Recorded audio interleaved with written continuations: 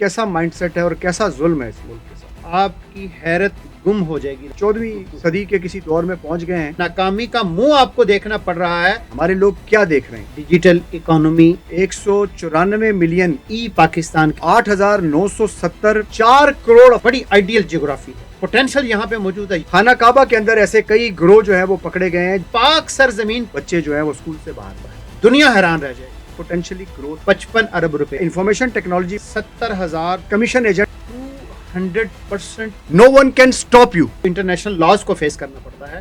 یہ الارمنگ نشان ہمارے سامنے موجود ہیں۔ اس کلائمیٹ چینج کو سمجھنا یا شیخ اپنی اپنی دیکھ، ایسے لگ رہا ہے کہ گورنمنٹ کو کچھ سمجھ میں نہیں آ رہی، 2 نمبری بھی ہو رہی ہے۔ میکنزم بننا چاہیے۔ ڈینجرس قسم کے کیمیکلز کا استعمال ہے۔ پروجیکٹ تو بڑھ گیا نا سر۔ پاکستان خطے غربت کا شکار، اکانومی گلگلہ، G D P, will power جانا کہاں پر ہے، BCCTF ٹارگٹ کیا ہے، پولیٹیکل پارٹی ایشوز کیا ہے، خون چوس رہی ہیں، وہ پالیسیز کو انفلوئنس کرنا ہے۔ آئی ہیو نو اتھارٹی، نظر انداز نہیں کر سکتے۔ ای لرننگ بل کی بنیاد 6 بلین پاکستان، فیلئر 2.5 بلین، بنو قابل پروگرام 3,25,000۔ آپ کہاں ہیں؟ عوام کا خون نچوڑ کے پیسے نکالے۔ شریف خاندان 694 بلین ڈالر، زرداری خاندان 127 ملین، چودھری خاندان 42 بلین ڈالر، تالپور خاندان 14.9 بلین ڈالر، ترین خاندان کام نہ کرنے کی تنخواہ لیتے ہیں۔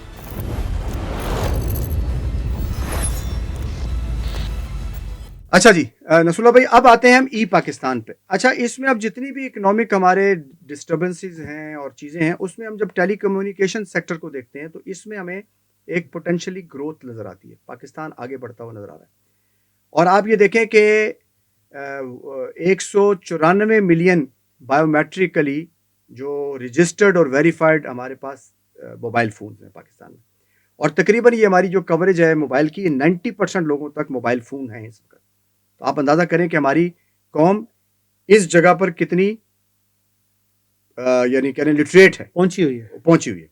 دوسرا جو براڈ بینڈ ہے اس کی سبسکرپشن ہم دیکھتے ہیں تو 127 ملین اس کی سبسکرپشن ہے، اور یہ تقریباً 56% ٹوٹل پاکستان کو کور کرتی ہے۔ براڈ بینڈ جو آپ کی نیٹ ورک یہ اس کی جو چیزیں 3G اور 4G موبائل سگنل کوریج جو ہے وہ تقریباً 78% ہے پورے پاکستان میں۔ تو اسٹار لنک بھی آ رہا ہے، جی ہاں۔ اچھا، اس طرح جو پاکستانی جو ڈیٹا یوز کر رہے ہیں، ڈیٹا یوز کرنے میں پاکستان کا جو نمبر ہے وہ 8,970 پیٹا بائٹس ہے، اور جو 31% پر اینم کی رفتار سے بڑھ رہا ہے۔ یعنی ہمارے ہاں ماشاءاللہ ڈیٹا کنزیوم بہت کیا جا رہا ہے۔ ہم اس پہ بات کریں گے کہ ڈیٹا کیا کنزیوم کیا جا رہا ہے، ہمارے لوگ کیا دیکھ رہے ہیں، کتنا کنسٹرکٹیو ہے، کتنا ڈسٹرکٹیو ہے، کتنا ڈیولپمنٹ کے لیے اور کتنا جو ہے وہ ٹائم ویسٹنگ ہے، یہ آگے بات چلے گی۔ اچھا، اس انڈر پریشر انڈسٹری کے اندر بھی اس نے جو ہے ریونیو جو جنریٹ کیا ہے اس پورے عرصے میں، دیکھیں یہ بڑا ریمارکبل ہے، 694 بلین ڈالر ہیں جو 21 اور 22 میں اس انڈسٹری نے پاکستان کو کما کے دی۔ تو یہ ایک خوشائن چیز ہے۔ دوسرا یہ کہ تقریباً 325 بلین پاکستان کے ہیں جو نیشنل ایکسچیکرز کے اندر پاکستان نے کنٹریبیوٹ کیے ہیں۔ ٹیلی کام سیکٹر جو ہے ہمارا، وہ واحد ہے جس نے 6 بلین ڈالر پاکستان کو لا کر دیے ہیں۔ ہمارا ٹیلی کمیونیکیشن سیکٹر نے 6 بلین پاکستان کو اس مد میں 2017-18 میں لا کے دیے۔ تو آئی ٹی جو ایکسپورٹ ایسٹیمیٹڈ جو ہے وہ تقریباً 2.5 بلین ہے جو ہم ایکسپورٹ کر رہے ہیں آئی ٹی کی پروڈکٹس، مطلب سافٹ ویئرز ہیں ہمارے، مختلف ایپس ہیں جو پاکستانی بناتے ہیں، یا مختلف جو پلیٹ فارمز ہیں اس میں پاکستانی جو ہے وہ کام کر رہے ہیں۔ تقریباً 3,25,000 کے قریب ہمارے جو ہیں وہ یہ ہیں فری لانسرز ہیں جو کام کرتے ہیں، اور رات کو کام کرتے ہیں اور دن کو اس کا اپنی پیسے کماتے ہیں، انعام پاتے ہیں۔ اچھا، اسی طرح نصر اللہ بھائی، اب ہمارے ہاں جو نئی ایمرجنگ ٹیکنالوجیز آ رہی ہیں اس لحاظ سے بھی پاکستان کے نمبرز بہتر ہیں۔ یعنی اب جو روبوٹک انڈسٹری ہے پاکستان میں، روبوٹک انڈسٹری اب یہ آرٹیفیشل انٹیلیجنس اور روبوٹک انڈسٹری آپس میں الائنڈ ہے، مطلب ایک روبوٹک جو ہے وہ آرٹیفیشل انٹیلیجنس کی بیس پر روبوٹس بن رہے ہیں نا، تو روبوٹک انڈسٹری کا بھی پاکستان میں جو اس سیکٹر نے بھی جو اس کے بارے میں اسٹیمیشن ہے، یہ 260 بلین ڈالر تک 2030 تک پہنچ جائے گا دنیا میں۔ اور پاکستان نے national centre of robotic and automation جو ہے انہوں نے اسٹیبلش کیا ہے، اور مختلف یونیورسٹیز میں اب مختلف یونیورسٹیز ہیں جو روبوٹکس کے بچوں کے لیے وہ کورسز کروا رہے ہیں۔ تو ہم امید کرتے ہیں کہ یہ جو کام ہے اس کے ذریعے ہم اس فیلڈ کے اندر بھی آگے بڑھیں گے۔ اچھا اس میں روبوٹکس میں اب جیسا آپ کو پتہ ہے نصر اللہ بھائی کہ یہ ٹیکنالوجی اب آگے بہت بڑی تعداد میں انسانوں کی جگہ مشینیں لیں گی، تو ایگریکلچر روبوٹس آ جائیں گے، یعنی صبح جو ہے وہ کسی کسان کو نہیں جانا ہوگا فصل پہ، وہ خود بخود 4 بجے کے الارم میں ایک روبوٹ اٹھے گا، وہ بیٹری اس کی چارج ہوگی، پروگرام اس پہ سٹور کیا ہوگا اور وہ اپنی فصلوں پہ پہنچے گا اور پانی دے گا اور سارے کام کرے گا. تو ہمارے لیے جو پاکستان میں ایک اپرچونٹی ایگریکلچر کی وہ بہت بوسٹ کر جائے گی، اور اسی طرح اور بہت ساری جگہوں پر بھی اس کا ہمیں ایک بہت بڑا فائدہ ہو جائے گا. اچھا اس طرح national centre of artificial intelligence Pakistan میں بنایا، اب یہ بھی یو این کا جو سسٹینیبل ڈیولپمنٹ گول ہے اس کے مطابق کیا جا رہا ہے. تو یہ کچھ پاکستان کے اندر جو فگرز ہیں وہ یہ بتا رہی ہیں کہ آئی ٹی سیکٹر میں بہرحال پاکستان پوٹینشلی ایک بہتر پوزیشن میں، اور پاکستان بہتر پرفارم کر سکتا ہے، پاکستان بہتر پلیسمنٹ لے سکتا ہے دنیا کے اندر. لیکن اگر ہم اس کا کمپیریزن کرتے ہیں دوسرے ملکوں سے تو اس سے پھر ہمیں اندازہ ہوگا کہ ہماری پوزیشن کیا ہے. اور میں آپ سے یہ بھی ریکویسٹ کروں گا کہ آپ ذرا اس کا کمپیریزن کر لیں جو اور ممالک میں کیا ہوا ہے اور اس ٹارگٹ کو یا اس پوٹینشل کو ہم کہاں تک لے جا سکتے ہیں. بہت شکریہ نوید صاحب. یہ جو آئی ٹی سیکٹر ہے، ڈیجیٹل اکانومی جسے کہتے ہیں، اور اپنے سیکنڈ پلر کے طور پہ ای پاکستان کے نام سے ہماری حکومت نے اس کے اندر اس کو شامل کیا ہے.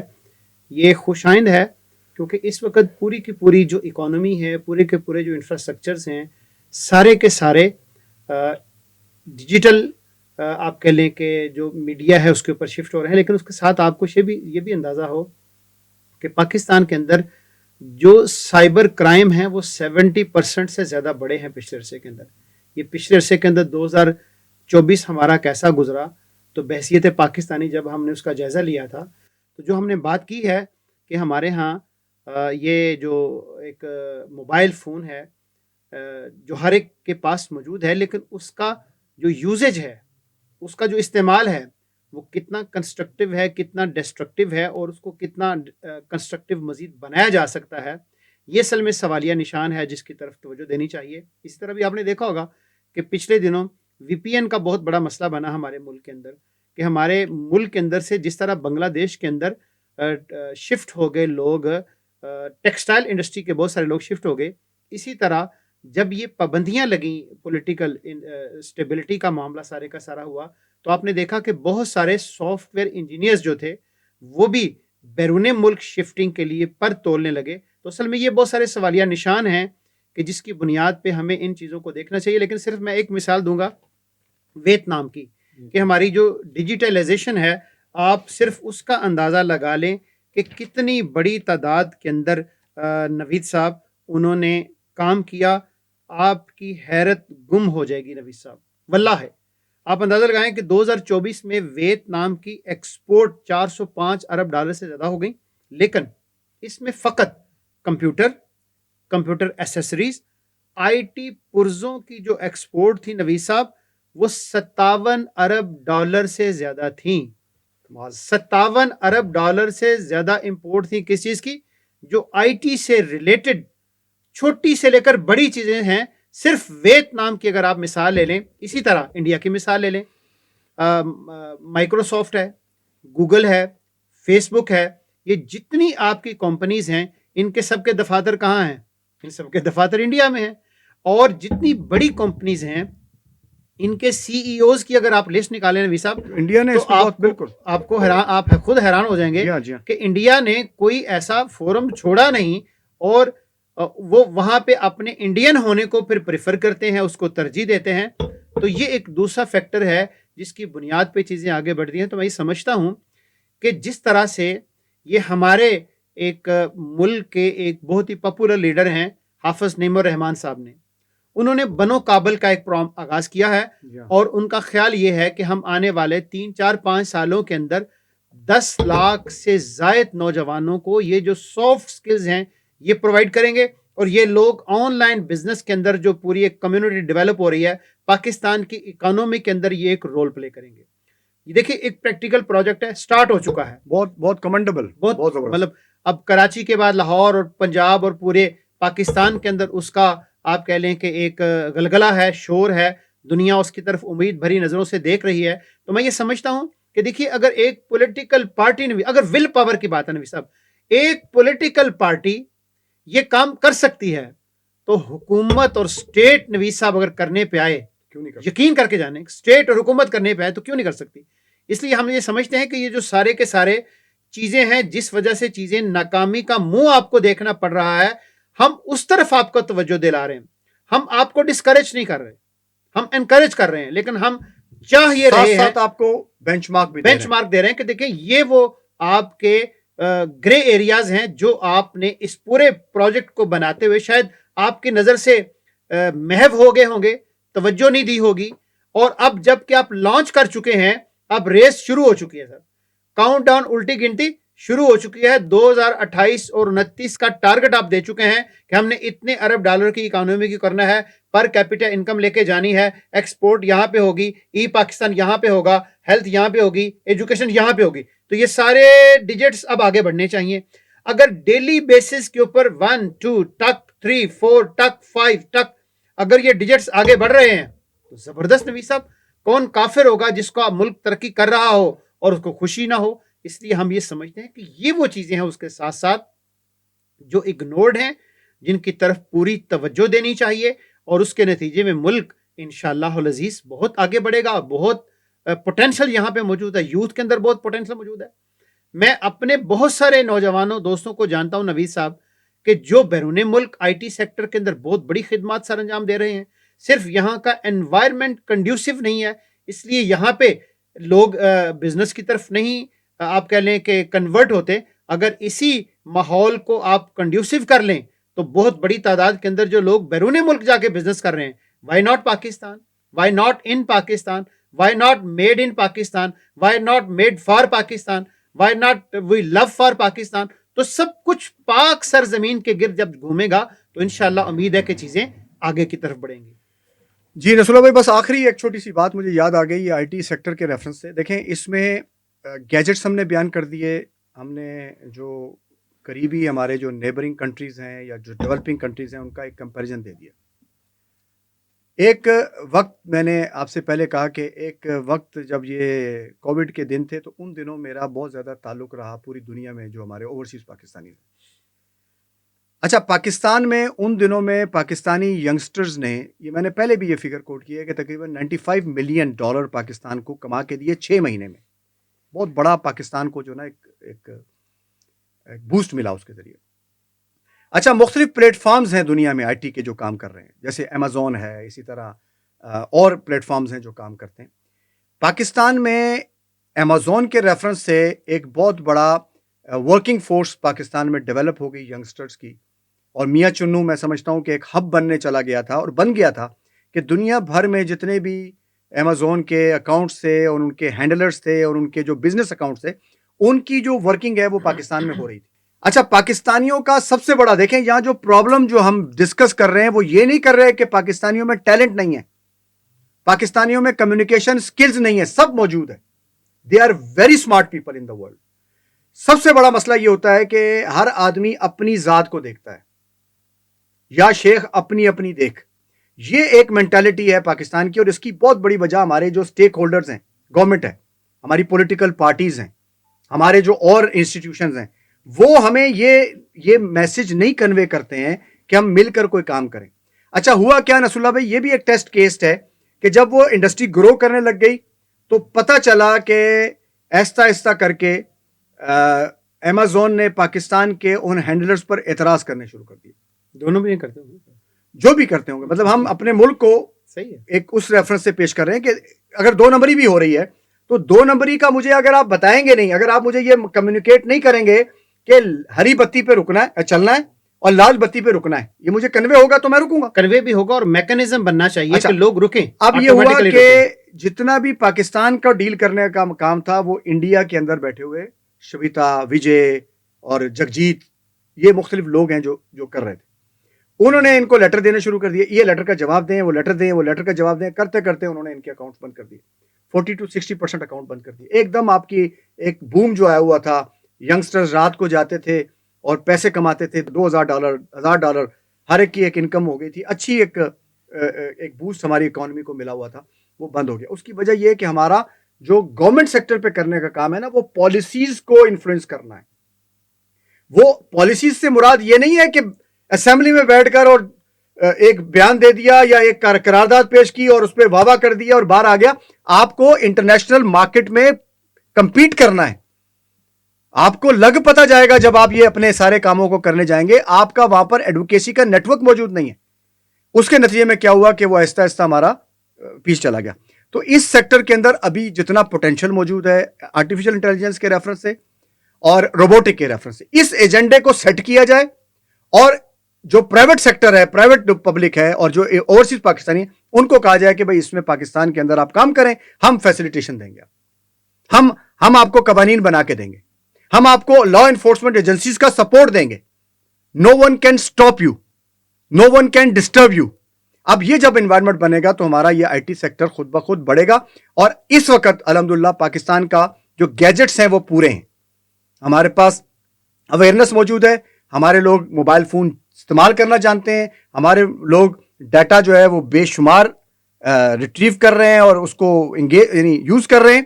ان کو یہ سارے گیجٹس پتہ ہے. اب تھوڑا سا ان کا ایجنڈا لائن کر دیا جائے تو یہ پرفارم کر لیں گے اور آگے ہم ایک اکانومی آگے بڑھ سکتی ہے. اچھا جی نصر اللہ بھائی, اب آتے ہیں ہم کلائمیٹ اور انوائرمنٹ پہ. اچھا, کلائمیٹ اور انوائرمنٹ میں بھی انفارچونیٹلی پاکستان جو ہے نا وہ ایک بہت میزریبل کنڈیشن میں آ گیا. پچھلے دنوں بھی جو لاہور کے پورے حالات رہے ہیں, اور ہم تو چونکہ پاکستانی چونکہ بہت زیادہ ویجیلنٹ نہیں ہے, چیزوں کو جانتے نہیں ہیں, تو وہ تو یہ سمجھتے رہے کہ پتہ نہیں کیا ہوا ہے نا. اچھا, یہ سب کچھ جو ہوا ہے یہ ان تمام ممالک کی جو انڈسٹریلائزیشن ہے اور اس کے لیے جو ان کا بے دریغ اور اندھا دریغ جو ڈینجرس قسم کے کیمیکلز کا استعمال ہے, اس کا ایفیکٹ پاکستان پہ ہو رہا ہے. اور پاکستان اس وقت دنیا کے 8ویں بہت زیادہ کلائمیٹ کی وجہ سے ایفیکٹ ہونے والے ملکوں میں شامل ہو گیا. 8 جو ممالک ہیں جو بہت زیادہ جن پہ کلائمیٹ کا ڈائریکٹ اثر ہو رہا ہے اس میں پاکستان شامل ہے. اچھا, پاکستان میں جو ٹیمپریچر ہے وہ 5.3 ڈگری سینٹی گریڈ کے حساب سے بڑھ رہا ہے, اور اس کی جو ہائی ایوریج ہے گلوبلی جو طے کی گئی ہے وہ 3.7 degree centigrade. 2 centigrade ہمارا رہ چکا ہے, 2 ہمارا بڑھ گیا ہے, اور یہ بہت الارمنگ ہے. اسی وجہ سے ہم یہ دیکھتے ہیں کہ پاکستان میں موسم تبدیل ہو گیا ہے. لوگوں کی حالتیں اور چہرے آپ دیکھتے ہیں تو ان میں کوئی خوشگواریت نہیں ہے, تھکے تھکے چہرے ہیں. اس کی وجہ یہ ہے کہ کلائمیٹ کا براہ راست پاکستان پہ اثر ہو رہا ہے. اچھا, اس کے نتیجے میں کیا ہو رہا ہے کہ یہ جو ہے نا وہ اب ڈیولپنگ کنٹریز کے لیے ایک بہت بڑا چیلنج بن گیا ہے کہ وہ اس کو کیسے ہینڈل کریں گے. اسی کی وجہ سے پاکستان میں سیلاب آ رہے ہیں. اچھا, سیلاب کے آنے کا تو پتہ چل جاتا ہے کہ سیلاب آیا, لیکن جو پاکستان میں آہستہ آہستہ زمین بنجر ہو رہی ہے اس کا پتہ نہیں چل رہا. پاکستان میں آہستہ آہستہ جو پانی کا جو ذخائر ہے یا پانی کا جو لیول ہے وہ نیچے جا رہا ہے, یہ ہمیں پتہ نہیں چل رہا. تو اس پوری کنڈیشن میں پاکستان کے لیے یہ ایک بہت امپورٹنٹ ایشو ہے, پاکستان کے سروائیول کے لیے, پاکستان کے لوگوں کی زندگی کے لیے, کہ اس کو ٹارگٹ کیا جائے. اور ہم اس کو اپریشیٹ کرتے ہیں کہ گورنمنٹ آف پاکستان نے اس کو رائٹلی جو ہے وہ ایڈریس کیا ہے. پاکستان کو جو ابھی لاسٹ جو 2022 کا جو سیلاب آیا نصر اللہ بھائی, اس میں تقریباً 14.9 بلین ڈالر کا نقصان ہوا ہے, یہ رپورٹ ہے. اور تقریباً یہ 4.8% ہمارے جی ڈی پی کا بنتا ہے. تو پاکستان کے لیے یہ ایک بہت امپورٹنٹ ہے کہ پاکستان اس ایریے پر فوکس کرے اور اس کو چیلنج بنائے, اس پہ ٹارگٹ کرے, اور اس کی جو انٹینسٹی ہے اس کو سمجھتے ہوئے کیا اس طرح کے میجرز لیے جا چکے ہیں, کیا اس پر کام کیا جا رہا ہے, کیا یہ جو دنیا کے اندر جو چیلنجز آتے ہیں, آفات آتی ہیں. ہم نے یہ سنا ہے کہ جاپان زلزلوں کی سرزمین ہے, تو جاپان نے اپنے پورے انوائرمنٹ کو ان زلزلوں کے مطابق ٹیون اپ کیا ہوا ہے. اپنے ایجوکیشن سسٹم سے لے کر اوپر تک پڑھائی کیا چیز ہوتی ہے, نصاب کس کو کہتے ہیں, آپ چیلنجز کو سامنے لاتے ہیں اور ان چیلنجز کے مطابق اپنی ٹیم کو تیار کرتے ہیں, فوری آپ اپنے کریکولم کو چینج کر دیتے ہیں. ہمارے کریکولم ہی نہیں پتہ چل رہا ہے کہ وہ کتنے ہمارے ملک میں پڑھائے جائیں گے. تو یہ بہت بڑے چیلنجز ہیں کہ جن پہ ہمیں فوکس کرنا ہے اور جن کو ہم نظر انداز نہیں کر سکتے. اور ہم گورنمنٹ کو یہ چاہیں گے کہ گورنمنٹ اس پر انیشیٹو بھی لے, اور اس میں جو میجرز لیے جا سکتے ہیں اس میں ہم ان کے گورنمنٹ کو اس میں سپورٹ کریں گے. 2024 کیسا گزرا جب ہم کر رہے تھے نویز صاحب, تو اس کی رپورٹ میں یہ چیز شامل تھی کہ 10 ممالک کی جو ڈیولپمنٹ ہے, ان کی جو انرجی ہے, ان کے جو فضلات ہیں, ان کو کتنے لوگ بھگت رہے ہیں. 170 ممالک ان کو بھگت رہے ہیں. یہ 10 ممالک کی رپورٹ موجود ہے. نمبر 1. نمبر 2, اتنی ڈیتھ اموات کورونا کے اندر نہیں ہوئی تھی نوید صاحب جتنی اموات یہ جو کلائمیٹ چینج ہے اس کے نتیجے کے اندر ہوئی ہیں. اس کا بھی ہم پچھلے پروگرام کے اندر جائزہ لے چکے ہیں. تو دیکھیے, ایک وبا تھی جسے کورونا کہتے تھے, اس نے انسانی صحت کو, انسانی سماج کو, انسانی معاشرے کو اتنا افیکٹ نہیں کیا تھا جتنا افیکٹ آپ کی یہ کلائمیٹ چینج کر رہی ہے. تو اس لیے اس کلائمیٹ چینج کو سمجھنا, اس کے ڈائنامکس کو سمجھنا, اور آپ کی جو پوری کی پوری جیوگرافی ہے نا نوید صاحب, پاکستان کی بڑی آئیڈیل جیوگرافی ہے. ایک طرف ستلج ہے, ایک طرف راوی ہے, ایک طرف چناب ہے, ایک طرف سندھ ہے, ندیاں ہیں, نالے ہیں, بارشیں ہیں, پانی ہے. اتنا خوبصورت انوائرمنٹ ہے نوید صاحب. لیکن درختوں سے پتہ نہیں کیوں نفرت ہے اس قوم کو کہ جتنی پلانٹیشن ہونی چاہیے. اور یہ پورا یقین کر کے جانے نوید صاحب, جو یہ ستلج پاکستان کے اندر داخل ہوتا ہے اور دریائے سندھ تک, آپ اتنے آرٹیفیشل اس کے اندر فارسٹ کر سکتے ہیں کہ دنیا حیران رہ جائے گی. تمام سیلاب کا راستہ آپ روک دیں گے. آپ کا پورا دریائے سندھ ہے, شیر دریا جسے کہتے ہیں, اس کے ساتھ ساتھ اتنے بڑے جنگلات, آرٹیفیشل جنگلات لگائے جا سکتے ہیں کہ بالکل انوائرمنٹ آپ کے قبضے میں آ جائے گا. آپ کا پورا راوی ہے, آپ کے پورا چناب ہے, آپ کے پورا جہلم ہے. آپ کے ہاں بارشیں جس طرح سے ہوتی ہیں, جتنی بڑی تعداد کے اندر بارشیں ہوتی ہیں, نیچرل فینومیناز ہیں, نیچرل. اور جو لینڈ ہے نوید صاحب, جتنی فرٹائل لینڈ ہے, آپ دیکھیں کہ بہت ساری جگہوں پہ کسی نے کچھ نہیں کیا, کسی ایک اہم موقع کے اوپر کوئی دانہ گر گیا, بیج گر گیا اور وہ تناور درخت بن گیا. تو اگر پلانٹ کر کے چلا جائے اور اس کے نتیجے میں ڈیمز بنائے جائیں, فارسٹ لگائے جائیں, اور پورے کلائمیٹ چینج کو اپنی مٹھی کے اندر لیا جائے. دیکھیں بنگلہ دیش کا تذکرہ آپ نے کیا, تو بنگلہ دیش کو طوفانی سمندروں کی جو سیلاب ہے اس کا نام دیا جاتا ہے. لیکن جس طرح سے انہوں نے اپنے اس کے اوپر قابو پایا, آپ حیران ہو جائیں گے. رپورٹ اگر آپ دیکھیں کہ بنگلہ دیش کے اندر پانی, زراعت اور قدرتی وسائل کے اوپر کیسے توجہ دی گئی کہ اب تک 450 سے زیادہ حکومت نے اپنے وسائل سے یہ فنڈ قائم کیا جسے BCCTF climate change trust fund قائم کیا, اور جس کی روح سے انہوں نے کیا کیا کہ 450 سے زائد منصوبے وہ مکمل کر چکے ہیں. اور انڈیا نے اب تک یہ جو آپ کا ستلج بھی روکا, آپ کا راوی بھی روکا, اور انڈیا پچھلے عرصے کے اندر نوید صاحب جو ڈیم ہیں, پانی کے ریزرو کو سٹور کرنے والے, امریکہ, چائنا اور ایک اور ملک ہے, چوتھا بڑا ملک دنیا میں کون بن چکا ہے؟ انڈیا بن چکا ہے. تو بارشیں ہیں, فارسٹری ہے, پلانٹیشن ہے, پودے ہیں, لوگوں کے اندر اویئرنیس ہے. تو یہ سارا کام اگر کیا جائے تو اس پورے کے پورے کو بلیسنگ کے اندر چینج کیا جا سکتا ہے. جو ایک کلائمیٹ چینج بن رہا ہے, صرف کیا ہے کہ جس طرح آپ نے مثال دی تعلیم کی کہ آپ نے اس کا مقابلہ کرنا ہے, چیلنج کو کمپیٹ کرنا ہے, اور آپ نے اس کے رخ کو موڑنا ہے. وہ جو پاور آ رہی ہے اس پاور کو آپ نے کیا کرنا ہے؟ چینج کرنا ہے, ڈیورٹ کرنا ہے. اس پاور سے وہ جو ہوا آ رہی ہے نوید صاحب, وہ ہوا آ رہی ہے, اس ہوا کو کیا کرنا ہے؟ ہوا کو آپ نے ڈیورٹ کرنا ہے مشینوں کے ذریعے سے, اور آپ نے کیا کرنا ہے؟ اس سے آپ نے انرجی پروڈیوس کر لینی ہے. وہ ایک نیچرل اللہ کی طرف سے پانی آ رہا ہے, ہوا آ رہی ہے, سب کچھ آ رہا ہے.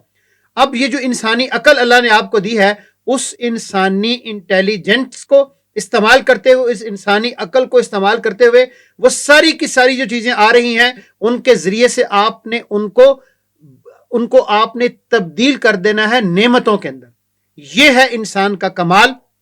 اور اقبال نے کہا تھا کہ شب آفریدی چراغ آفریدم, کہ یا اللہ تو نے شب بنائی, میں نے چراغ بنا دیا اور رات کو روشن کر دیا. تو یہ پانی آ رہا ہے, یہ سب چیزیں آ رہی ہیں. تو آپ نے اپنی اس ہیومن برین کی جو ڈیولپمنٹ ہے اس کو استعمال کرتے ہوئے, ان تمام چیزوں کا مقابلہ کرتے ہوئے ان کو بلیسنگ کے اندر تبدیل کر دینا ہے. یہی انسان کا اصل کارنامہ ہے کہ ان دنیا کو جنت بنا دے.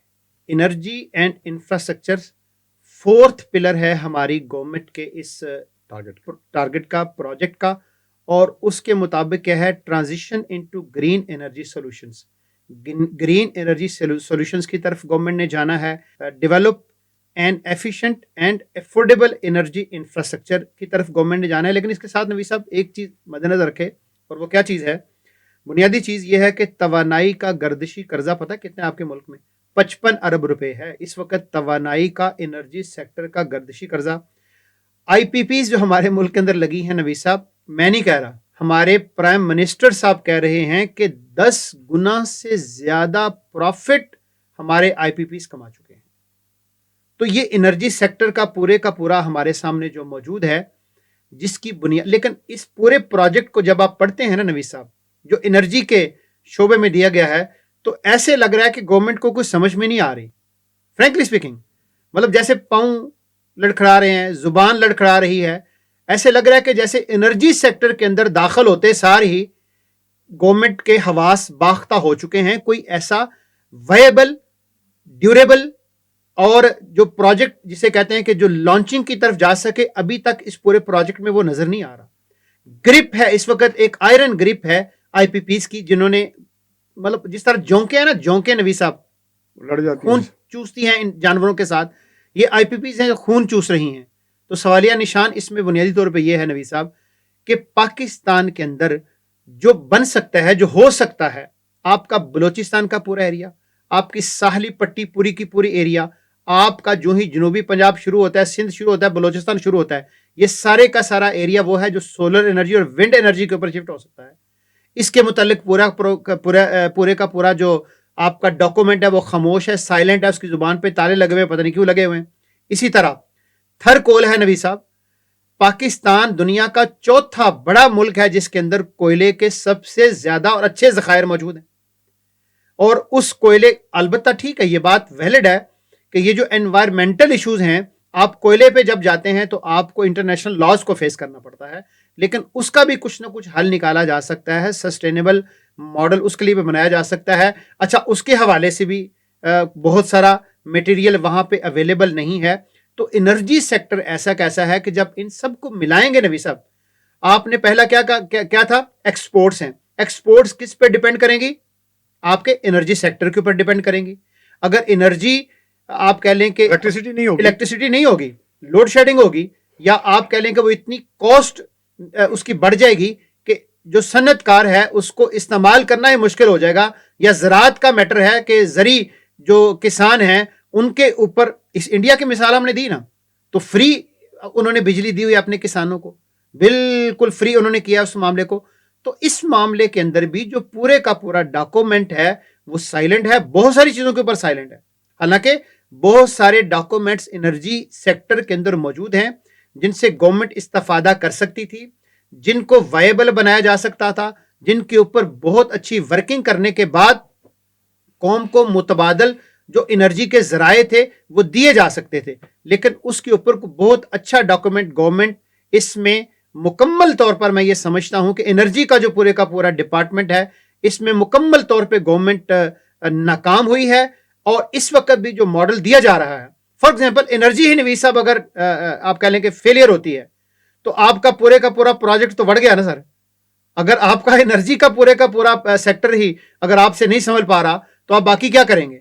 اور اس میں نوی صاحب ایک اور امپورٹنٹ چیز یہ ہے کہ یہ سارے جو آئی پی پیز ہیں یہ 4 خاندان ہیں نوی صاحب, 4 خاندان. اور اس کے ساتھ اگر الائن کر لیں آپ اور چیز, آپ مجھے اگر میں ٹریک سے ہٹ رہا ہوں تو بے شک روک دیجیے گا, انرجی اور شوگر, یہ 5 خاندان ہیں نوی صاحب. شریف خاندان, زرداری خاندان, چودھری خاندان, اور اسی طرح آپ کے یہ جو تالپور خاندان ہے, اور یہ جو کچھ ترین خاندان. یہ 5 خاندان ہیں جو انرجی سیکٹر کے اوپر بھی, انرجی کے ساتھ ساتھ شوگر سیکٹر, یہ 2 سیکٹر ہیں جس کے اوپر یہ 5 خاندان قابض ہیں. ان کے جبڑوں سے اور ان کے پنجوں سے اگر اس انرجی سیکٹر کو چھڑانے میں آپ کامیاب ہو گئے اور متبادل انرجی کے ذرائع کے اوپر آپ ٹرانسفارم کر گئے تو یہ پاسبل ہو سکتا ہے. لیکن اس کے اندر کوئی ایسی اس کی جھلک نظر نہیں آ رہی کہ جس سے یہ ظاہر ہو کہ یہ کام ہو سکتا ہے. لیکن یہی کام بنگلہ دیش میں ہوا, انڈیا میں ہوا, یہی کام سری لنکا کے اندر بھی ہوا, یہی کام ویتنام کے اندر بھی ہوا, اور یہی کام نوی صاحب چائنا کے اندر بھی ہوا. تو یہ ہو رہا ہے, ہو سکتا ہے, پاسبل ہے. لیکن اس کے لیے جو ایکیومن چاہیے, جو ول پاور چاہیے, وہ یہاں پہ مجھے ذاتی طور پہ اس ڈاکومنٹ کو پڑھتے ہوئے ناپید لگ رہی ہے۔ جی نصر اللہ بھائی، یہ بات آپ کی ٹھیک ہے، اور یہ جو انرجی سیکٹر ہے اس نے ہمیں زیادہ پریشان بھی کیا ہے۔ آپ دیکھیں ہمارے ملک کی جو پالیسی میکنگ میکنزم ہے، آپ اس کو دیکھیں وہ کس طرح سے کام کر رہا ہے۔ جس کام کو تھریڈ بنا کر آپ پیش کریں گے اس کو کمانے کے لیے، یعنی یہ ایسا ہی معاملہ ہے جیسے بارش ہو رہی ہو تو آپ کسی رکشے والے سے کہیں کہ فلاں جگہ جانا ہے تو وہ قیمت ڈبل کر ڈبل کر دیتا ہے۔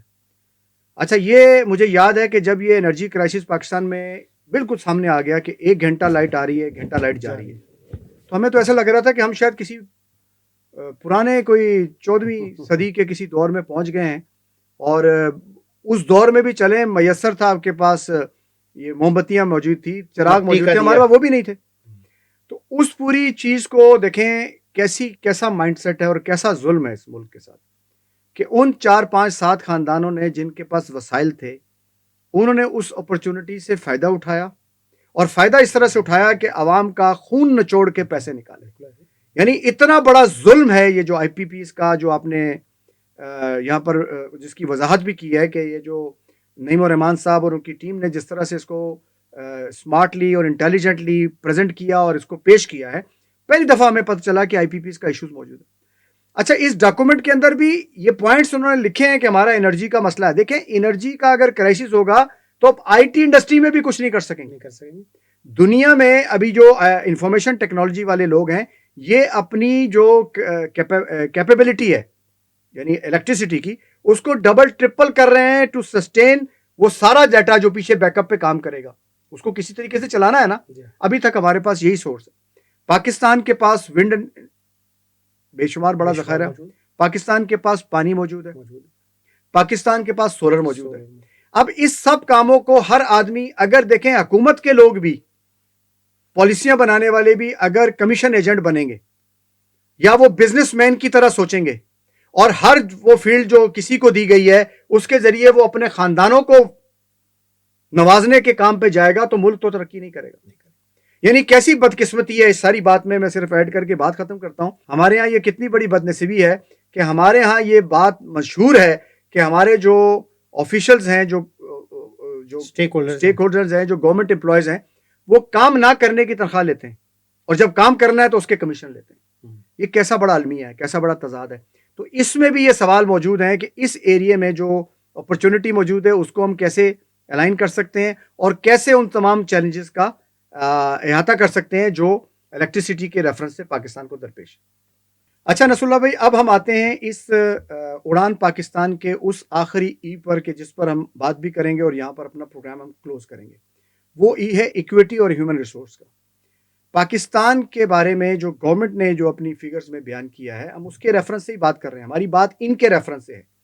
وہ یہ کہتی ہے کہ 27 کروڑ 40 لاکھ افراد 2030 میں پاکستان میں ہوں گے، اور تقریباً 2050 میں 36 کروڑ 70 لاکھ افراد ہوں گے جو پاکستان کی آبادی میں ایڈ ہو جائیں گے، یا پاکستان کی آبادی اتنی ہو جائے گی۔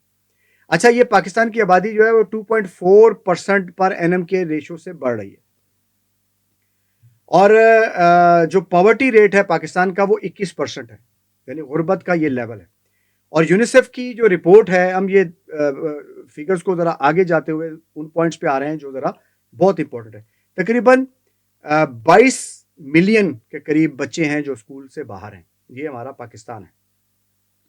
اس کے علاوہ پاکستان میں جو میڈیکل سٹاف ہے نصر اللہ بھائی، وہ دیکھیں کہ ہمارے پاس 1.6 میڈیکل سٹاف ہے 1000 لوگوں کے لیے، جبکہ ورلڈ ہیلتھ آرگنائزیشن جو ہے وہ ریکمینڈ کرتی ہے کہ 2.5 تک اسے آپ لے کے جائیں۔ اچھا، اسی طرح یونیورسل ہیلتھ کوریج کا جو ایک فینومینا ہے جو یو این او نے سیٹ کیا ہے، اس کے ریفرنس سے بھی پاکستان کا جو بیس لائن انڈیکس ہے وہ 39.7% تھا 2015 میں، اور 2030 میں اس کو 65% تک لے کے جانا ہے، جبکہ یو این او یہ کہتا ہے کہ اس کو 80% تک لے کے جانا چاہیے جو کوریج ہے۔ تو یہ ہمارا جو بیسک ہم نے بیسک انفراسٹرکچر کی بات کی ہے کہ ایک ہماری ہیلتھ کیئر کی کیا پوزیشن ہے، ایک ہماری پاورٹی کہاں پر ہے، اور ایک ہماری ایجوکیشن کیا ہے۔ تو اس صورتحال کو اب ہم پیش کر رہے ہیں ڈسکشن کرنے کے لیے کہ اس صورتحال کو کیسے دیکھا جائے گا اور کیسے دیکھا جانا چاہیے۔ اندازہ لگائیں کہ آپ کا وزیر اعظم یہ کہہ رہا ہے کہ مجھے بجلی سستی کرنے کے لیے IMF کے پاس جانا پڑے گا۔ आई हैव नो अथॉरिटी کہ میں بجلی کی قیمتوں کو کم کر سکوں. مجھے کس سے لینا پڑے گا؟ IMF سے پرمیشن لینی پڑے گی, اجازت دینی پڑے گی کہ میں بجلی کو سستی کر سکتا ہوں کہ نہیں کر سکتا. دوسرے طرف آ جائیں نوید صاحب, نومبر 2024 تک 70,366 ارب قرضہ ہے جو آپ کے اوپر موجود ہے. نومبر 2024 تک, یہ 2025 شروع ہو چکا ہے. ادویات میں 200% اضافہ ہوا ہے آپ کے ملک کے اندر, جو ایک بنیادی انسانی ضروریات ہیں. اور ایک اندازے کے مطابق نوید صاحب, پاکستان میں کوئی گھر ایسا نہیں ہے جہاں پہ بلڈ پریشر کی, شوگر کی, یا جو بیسک لائف سیونگ میڈیسنز ہیں, ڈرگز ہیں, جو نہ یوز ہوتی ہوں, ہر گھر کے اندر ہو رہی ہیں. 200% اضافہ ہوا ہے ان کی پرائسز کے اندر. ان پچھلے ایک ڈیکیڈ کے اندر 10 سالوں میں نوید صاحب بے روزگاری کی شرح 1.5 سے بڑھ کر 7% تک ہو چکی ہے. 2024 میں نوید صاحب 1,30,00,000 پاکستانی خطے غربت کا شکار ہو گئی. یعنی کہ پچھلے سال 1,30,00,000 پاکستانی 2024 میں نوید صاحب خطے غربت سے نیچے چلے گئے ہیں. اور اسی ملک کے اندر جہاں پبلک خطے غربت سے نیچے جا رہی ہے, صوبائی اسمبلی کے ممبران کی تنخواہوں کے اندر ہوشربا اضافہ آپ کے سامنے ہے. اشرافیہ آپ کے ملک کی جو ہے نوید صاحب, وہ 500 ارب روپے کی سالانہ مراعات لے رہی ہے. بلوچستان کے اندر نوید صاحب 64% گھر ہیں جو کچے ہیں, اس وقت بھی مٹی گارے سے بنے ہوئے ہیں بلوچستان کی رپورٹ کے مطابق. یہ سچویشن ہے نوید صاحب اس وقت ملک کی. پوٹینشل پورا موجود ہے. 64% آبادی ہے جو کس کے اوپر مشتمل ہے؟ نوجوانوں کے اوپر مشتمل ہے.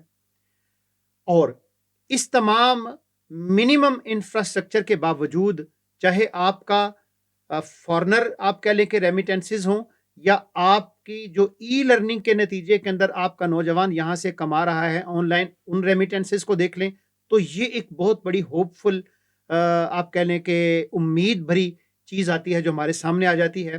لیکن اس پورے پروجیکٹ کے اندر نوید صاحب, جہاں جہاں چاہے وہ ایکویٹی ہو, ایمپاورمنٹ ہو, جتنی بھی چیزیں ہیں, جہاں جہاں لوگوں نے چیزیں کھڑی کی ہیں, وہ سوسائٹی نے خود اپنی ول کی بنیاد پہ کھڑی کی ہیں نوید صاحب.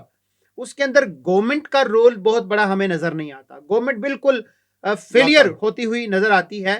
گورنمنٹ کا مطلب, جس طرح ابھی ہم نے مثال دی کہ یہ بنو قابل پروم ہے, یہ سافٹ ویئر کی بڑھتی ہوئی ایک انڈسٹری ہے جو پاکستان کے اندر ڈیولپ ہوئی ہے, یا بیرون ملک پاکستانی ہے جو ریمیٹنسز بھیج رہے ہیں. تو اس سارے کے اندر آپ کہاں ہیں؟ آپ کا رول کیا ہے؟ آپ نے کیا کیا؟ آپ نے کیا فیسیلیٹیٹ کیا؟ آپ نے کون سی معاونت فراہم کی کہ جس کے نتیجے میں آپ اس کا کریڈٹ لے رہے ہیں؟ تو اس پورے پروجیکٹ کے اندر یہ 5 ایز جو ہماری گورنمنٹ نے لانچ کیا ہے نوید صاحب, ہم یہ سمجھتے ہیں کہ اس کے لیے جو ہوم ورک چاہیے, اس کے لیے جو ایکوپمنٹ چاہیے, اس کے لیے جو انوائرمنٹ چاہیے, اس کے لیے جو پورے ملک کو ایک آن بورڈ ہونا چاہیے, جسے ہم نیشنل ایجنڈا کہتے ہیں, نیشنل ریفارمز پلان کہتے ہیں, وہ نظر نہیں آ رہا. اور اس کے ساتھ ساتھ جہاں پہ یہ پروگرام لانچ ہوا ہے نوید صاحب, اس کے ساتھ ساتھ ضرورت ہے کہ ایک نیشنل ایکشن پلان بنے, اس کے کاؤنٹر نیشنل ایکشن پلان بنے, اس کو ڈیز کے اوپر, آورز کے اوپر, منٹس کے اوپر, سیکنڈز کے اوپر شفٹ کیا جائے, تاکہ جو سوئی ٹک ٹک کرتی آگے بڑھ رہی ہے, ہر چلنے والا سیکنڈ آپ کے پلان کے مطابق چل رہا ہو. ہر طلوع ہونے والا سورج جو طلوع ہو رہا ہے اور جب غروب ہو رہا ہے, تو اس پورے عرصے کے اندر آپ کا جو نیشنل ایکشن پلان ہے اور آپ کا جو ریفارمز کا پورا ایجنڈا ہے, آج کے دن کے اندر جو ریفارمز ہونی تھیں, جو اچیومنٹس آپ نے حاصل کرنی تھیں, آج کے دن کے اندر وہ ساری اچیومنٹ آپ کو حاصل کرنی چاہیے. اسے کل پہ نہیں جانا چاہیے. کل کا دن آئے گا, سورج طلوع ہوگا تو وہ نئے ایجنڈے کے ساتھ آئے گا, نئی ترجیحات کے ساتھ آئے گا, آج کی آج آپ کو اچیو کرنی ہے. اور اس پلان کے اندر بھی بہت ساری چیزیں ایسی ہیں نوید صاحب کہ جن کی طرف حکومت کا توجہ دینی چاہیے. ہم نے یہ سارے کا سارا کچا چٹا کھول کر پاکستانی نوجوانوں, پاکستانی قوم کے سامنے رکھ دیا ہے. اس کو کیا جا سکتا ہے, یہ ہو سکتا ہے, یہ پاسبل ہے. لیکن اس کے لیے جو انوائرمنٹ چاہیے, اس کے لیے جو پوٹینشل چاہیے, جو ول پاور چاہیے, پوری قوم کو ایک پیج پہ ہونا چاہیے. مجھے نوید صاحب سیریس ٹو گاڈ, مجھے وہ سیریسنس نظر نہیں آتی پولیٹیشنز کے اندر بھی, پولیٹیکل ورکرز کے اندر بھی. اور جس طرح میں نے آپ کو آغاز میں ایک مثال دی کہ اگر آپ کے پارلیمنٹیرین ہی آپ کے نیشنل ایجنڈے سے نابلد ہیں اور ان ایجوکیٹڈ، انہیں پتہ ہی نہیں کہ آپ کا نیشنل ایجنڈا کیا ہے، پارلیمنٹ کے اندر پیش نہیں ہوا، تو آپ کیسے توقع کر سکتے ہیں کہ پوری کی پوری 24-25 کروڑ عوام اس پورے کو تھام چکی ہو اور اڑان کا قصد اور ارادہ کر چکی ہو اور اس کی اڑان کے اندر آنے والے جتنے بھی طوفان ہیں اس سے وہ باخبر ہو. اس لیے اس اڑان سے پہلے کے بہت سارے جو کام تھے وہ ادھورے ہیں. اس لیے یہ خوف موجود ہے کہ کہیں یہ اڑان اڑنے سے پہلے ہی زمین بوس نہ ہو جائے. یہ خدشہ نویس صاحب اس پورے کے اندر موجود ہے. یہ ایکویٹی کے حوالے سے تھوڑا سا میں ایڈ ایک دو چیز کرتا ہوں. مجھے ابھی یاد آ گیا آپ کی بات کے اندر بھی، میں نے جس طرح پہلے بھی کہا تھا کہ اس میں اتنا ڈیٹا اور اتنی ورائٹی موجود ہے کہ ظاہر ہے اس کو ایک دو پروگرامز میں کور نہیں کیا جا سکتا. لیکن ہم نے یہ کوشش کی ہے کہ ان پوائنٹس کو ہائی لائٹ کریں جن کو جو ہمارے نوجوان ہیں اور جو ہمارے پالیسی میکرز ہیں، جو ہماری پولیٹیکل پارٹیز ہیں، وہ کم از کم اپنی گفتگوؤں میں ان کو ایڈ کریں. ان فگرز کو ہمیں پتہ ہونا چاہیے. ہماری اکانومی کیسی ہے، ہمارا جی ڈی پی کیا ہے، ہمیں جانا کہاں پر ہے، ہمارا ٹارگٹ کیا ہے، ہمارے ایشوز کیا ہیں. تو ایٹ لیسٹ اس کے ذریعے ہم نے یہ کیا ہے کہ آپ کو وہ ایشوز پہنچ گئے. اچھا، جب ہم ایکویٹی اور ہیومن ریسورس کی نسل بھی بات کرتے ہیں تو ایک بہت الارمنگ چیز پچھلے دنوں سامنے آئی کہ ایک طرف تو آپ یہ کہہ رہے ہیں کہ آپ کے تقریباً جو ہے وہ 2-2.5 کروڑ بچے جو ہیں وہ اسکول سے باہر ہیں. پاکستان انفارچونیٹلی نسل بھائی پچھلے عرصے میں یہ چیز بہت ایمرج ہو کر سامنے آئی ہے کہ پاکستان میں بھکاریوں کی بہت بڑی تعداد، یعنی سڑکوں پر، روڈوں میں، اور ایون اب تو پاکستان نے ایکسپورٹ کرنے شروع کر دی ہیں. بیرون ملک سے پاکستان کے بھکاریوں کے اوپر رپورٹس آ رہی ہیں. خود خانہ کعبہ کے اندر ایسے کئی گروہ جو ہیں وہ پکڑے گئے ہیں جو مستقل وہاں پر بھکاری بن کر یہاں سے گئے ہیں اور وہاں سے بھیک جمع کرتے ہیں. اچھا، پاکستان میں رسول بھائی اب تھوڑی سی بڑی ہوشربہ بات، 4 کروڑ افراد ہیں جو اس پیشے سے منسلک ہیں. 4 کروڑ افراد پاکستان میں بیگرز ہیں، فقیر ہیں. ہر روڈ پہ، ہر جگہ پر ان کے ٹھیے ہیں، ان کے پیچھے مافیاز ہیں، ان کی کے روسٹرز بنتے ہیں، ان کی ڈیوٹیز لگتی ہیں، ان کی اسائنمنٹس ہوتی ہیں، ان کو ٹارگٹس دیے جاتے ہیں، وہ کلیکشنز آتی ہے. آپ اندازہ کریں رسول بھائی پاکستان میں یہ جو بیکاری ہیں یہ کتنا پیسہ پر سال کماتے ہیں. میں نے جب وہ فگر دیکھی تو میں پریشان ہو گیا. 42 بلین ڈالر پاکستان میں یہ انڈسٹری کماتی ہے. ابھی ہم نے آئی ٹی پر بات کی ہے، آئی ٹی انڈسٹری پاکستان کی 3 بلین ڈالر کمانے کے قابل ہوئی ہے. 3,25,000 ایکسپرٹ فری لینسر تیار کیے ہوئے مارکیٹ میں اتارنے کے بعد. اور یہاں پر ہماری یہ جو ہماری ایکویٹی اور ہیومن ریسورس کا جو گیجٹس ہے، یہ الارمنگ نشان ہمارے سامنے موجود ہے. گورنمنٹ کہاں پر کام کر رہی ہے اور گورنمنٹ کیا کر رہی ہے. پاکستان کا جو ٹیلنٹ ہے، لاکھوں کی تعداد فگرز آ رہی ہے جو پاکستان کے انجینئرز ہیں، ڈاکٹرز ہیں، جو یہاں پڑھ کے یہاں پر تیار ہو کے وہ باہر چلے گئے ہیں. انہوں نے بیرونی دنیا سکونت اختیار کر لی ہے. برین ڈرین ہو رہا ہے پاکستان کا. اس برین ڈرین کو روکنے کے لیے یا اس برین ڈرین کو پلان کرنے کے لیے، برین گین میں اس کو کنورٹ کرنے کے لیے ہمیں اس پہ سوچنا ہے. اور دوسری بات سب سے امپورٹنٹ یہ ہے کہ اگر گورنمنٹس، یہ جو ساری گورنمنٹس ہیں، یہ اگر اس میں اپنا رول پلے نہیں کرے گی، ہمارے ہاں چونکہ گورنمنٹ کا ایک بہت بڑا رول ہے، اور گورنمنٹ کو سلیکٹ کرتے ہوئے بھی عوام اگر اس بات کا خیال نہیں رکھیں گے. دیکھیں عوام نے اب تک کیا کیا ہے، جو پسند آ گیا ہے، جو خوبصورت لگا ہے، جس کی شکل پیاری ہے، جس کی گاڑیاں زیادہ ہیں، جس کے گھر بڑے ہیں، لوگوں نے ان کو ووٹ دیا ہے. نتیجہ کیا ہوا کہ وہ پہلے سے رجے ہوئے لوگوں نے ملک کو بھکاری بنا دیا. جو کمپیٹنٹ لوگ تھے، نوجوان تھے، جو یہ پوٹینشل رکھتے تھے، جو مختلف آرگنائزیشن کے ورکرز تھے جو کام کر سکتے تھے، انہیں ڈسکارڈ کر دیا گیا سسٹم سے. تو نتیجہ یہ ہوا کہ ہمارے ملک کا یہ حال ہے اس وقت. تو ایکویٹی کے ریفرنس سے بھی یہ ایک بہت بڑے 2 چیلنجز ہمارے سامنے موجود ہیں، اور اس کا ہمیں خیال رکھنا ہے، اپنے نوجوانوں کو بھی اور اپنے ملک کو بھی اس ایجنڈے کے مطابق الائن کرنا ہے. حاضرین، ناظرین، سامعین، ہم نے آپ کے سامنے اڑان پاکستان کا تفصیلی جائزہ لیا. ہم نے اس کے اندر جو خوشنما وعدے ہیں اور ان کی جو تعبیر کے راستے تجویز کیے گئے ہیں ان کے اوپر بھی ہم نے بات کی. ہم نے اس کے اچھے پہلوؤں کو بھی اجاگر کیا، اور ہم نے اس کے اندر جو گرے ایریاز ہیں ان کو بھی اجاگر کیا، آپ کے سامنے رکھا. کنسرن ہمارا صرف اور فقط اتنا ہے کہ ہمارا ملک آگے بڑھنا چاہیے، ہمارے ملک کے اندر غربت کم ہونی چاہیے، ہمارے نوجوان کو روزگار ملنا چاہیے، چاہے وہ بلوچستان کے کسی پہاڑ کے اوپر رہنے والا ہے، چاہے وہ فاٹا اور خیبر اور کشمیر کے کسی پہاڑ کے اوپر رہنے والا ہے، اور چاہے وہ پنجاب کے کسی گاؤں دیہات گوٹھ کا رہنے والا، سندھ کا رہنے والا ہے، ہمارے نوجوانوں کو روزگار ملنا چاہیے۔ روزگار جب نہیں ملتا، عزت نہیں ملتی، رسپیکٹ نہیں ملتی، تو پھر مایوسی بھی پھیلتی ہے اور پھر دہشت گردی بھی جنم لیتی ہے۔ اسی کے نتیجے کے اندر پھر ڈپریشن بھی آتا ہے قوموں کے اندر، اور ایک ناکامی، دوسری ناکامی، تیسری ناکامی، یہ ناکامیاں نوید صاحب جب بوجھ بن جاتی ہیں، انسان کی پیٹھ کے اوپر لاد دی جاتی ہیں، تو انسان کھڑا نہیں ہو سکتا۔ ہم نے اس لیے اس کا تفصیلی جائزہ لیا ہے کہ یہ ایک ناکامی نہیں بننی چاہیے، یہ کامیابی بننی چاہیے، سکسس سٹوری بننی چاہیے، ملک آگے بڑھنا چاہیے۔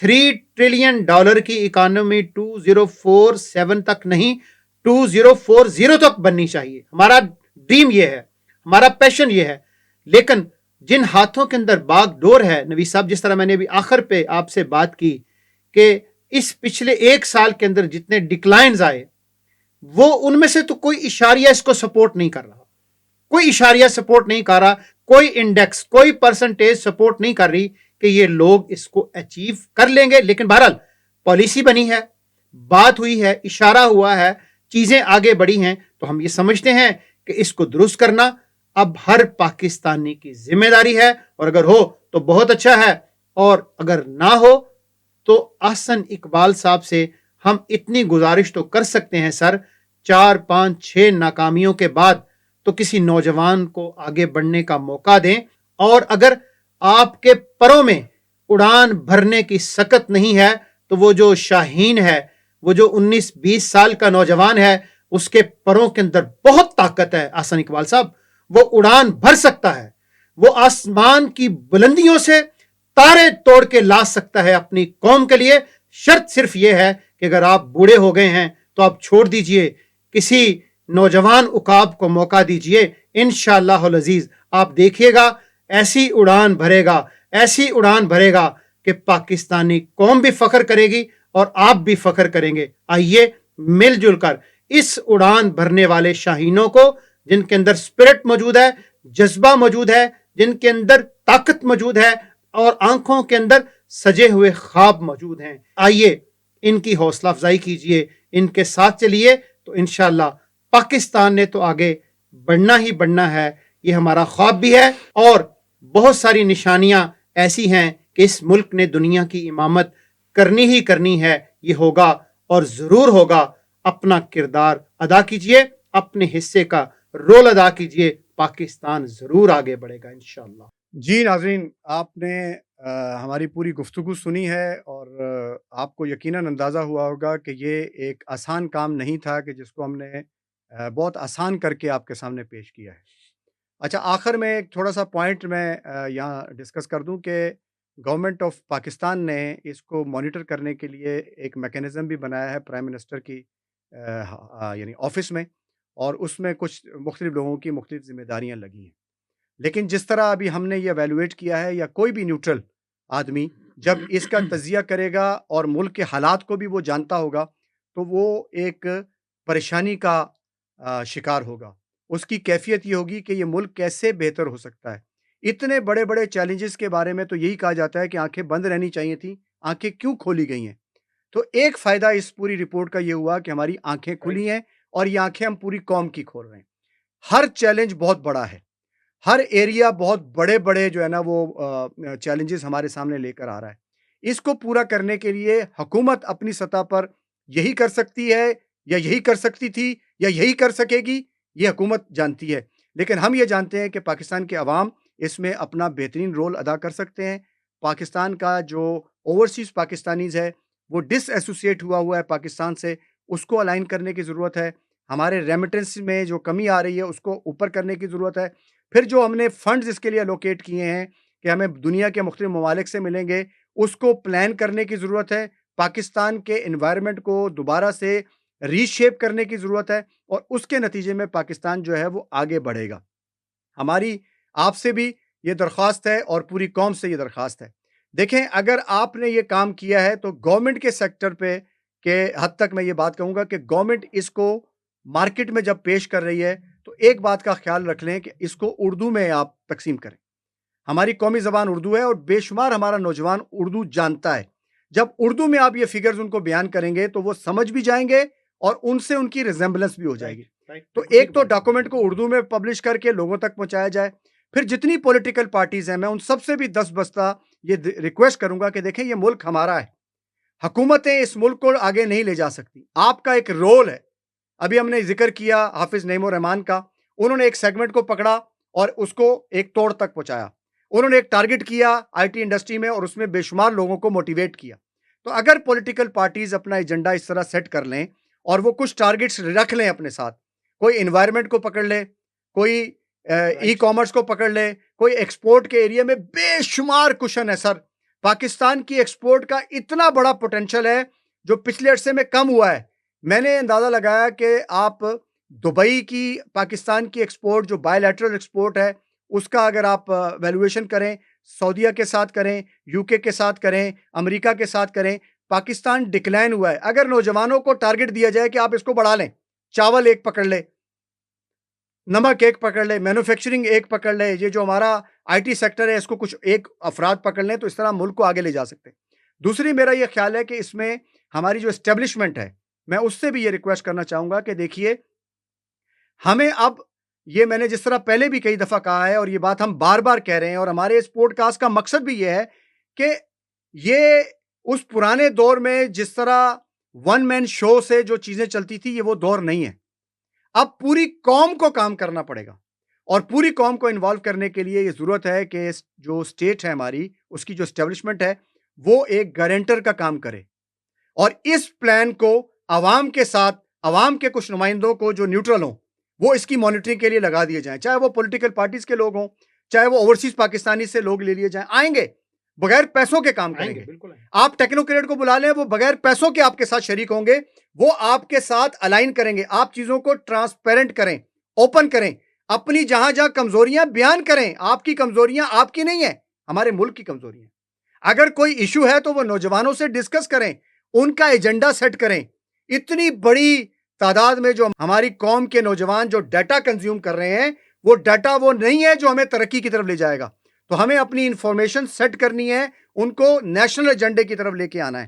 اگر ان کاموں کو ہم سب نے مل کر لیا تو ہم امید کرتے ہیں کہ پاکستان آنے والے دنوں میں ایک بہتر پاکستان ہوگا. اور جس طرح بھی نصر اللہ بھائی نے یہ بات کہی ہے کہ اس کے فیصلے آنے والے دور میں پاکستان کرے گا دنیا کے, تو ایسا دور پاکستان میں شروع ہو گیا ہے اور پاکستان اس کی طرف چل پڑا ہے.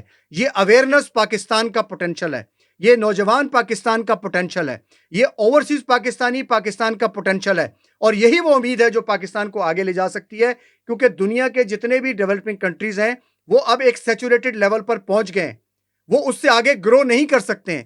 پاکستان اپنے ریزیلینس فورس کے ذریعے اور پچھلے عرصے کی جو ڈپریشن ہے اس سے نکلتے ہوئے اتنی انرجی اپنے اندر کنزیوم کر چکا ہے کہ اس کا نوجوان آگے بڑھ کر پاکستان کو ڈیولپ کرنے میں اپنی ہر کسر اور اپنی ہر طاقت جو ہے وہ لگائے گا. انشاءاللہ تعالی ہم امید کرتے ہیں کہ ہمارا یہ ایپیسوڈ آپ کو پسند آیا ہوگا, اور ہم آپ سے یہ بھی امید کرتے ہیں کہ آپ اس سلسلے میں ہمارے ان دیے ہوئے پوائنٹس پر اپنی آرا کا اظہار کریں.